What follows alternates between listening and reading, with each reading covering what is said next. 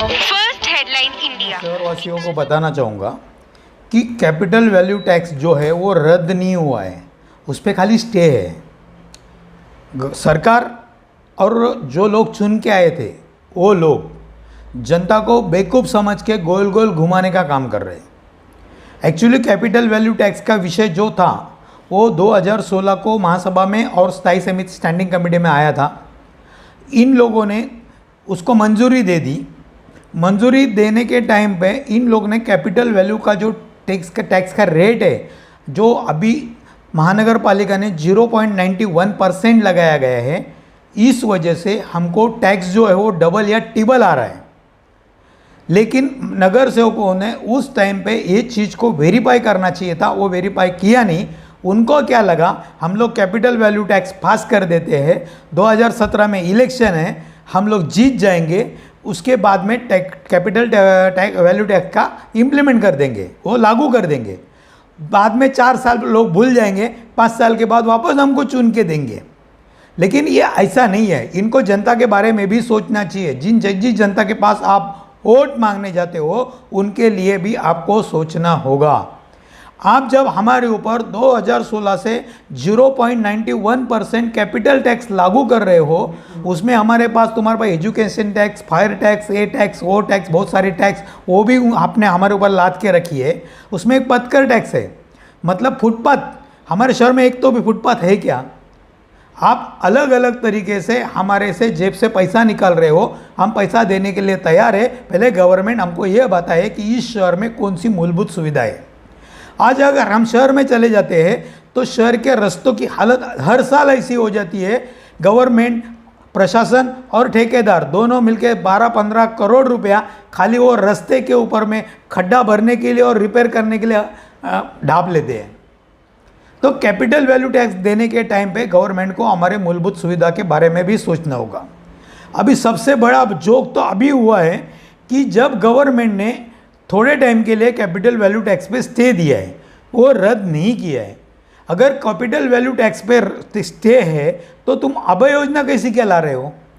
तुमको अभय योजना लाने से पहले ये बात क्लियर करनी चाहिए कि हम लोग कैपिटल वैल्यू टैक्स एक तो 2022 के बाद लागू करेंगे। जो करंट ईयर का टैक्स आपसे हम मांग रहे हैं उस पर हम लोग कैपिटल वैल्यू टैक्स लेंगे नहीं, या पीछे के टैक्स पे हम लोग कैपिटल वैल्यू टैक्स लगाएंगे नहीं। पहले वो चीज़ क्लियर होनी चाहिए। अभी आप जो अभय योजना लगाई है ये आपने कैपिटल वैल्यू टैक्स पे लगाई है कि जो हमारा नॉर्मल टैक्स था उस पर लगाई है, ये क्लियर करना चाहिए। जो कोलोब्रो कंपनी ने शहर में प्रॉपर्टीज़ का सर्वे किया था वो ठीक तरीके से किया नहीं है। आज मेरे चाल में 6 से 7 रूम है, वो रूम में जो सर्वे किया गया है उनका जो प्रॉपर्टी है वो 400, 450, पौने 500 स्क्वायर फीट के ऊपर नहीं है, लेकिन उनको भी कैपिटल वैल्यू टैक्स के हिसाब से नोटिस दिया गया है।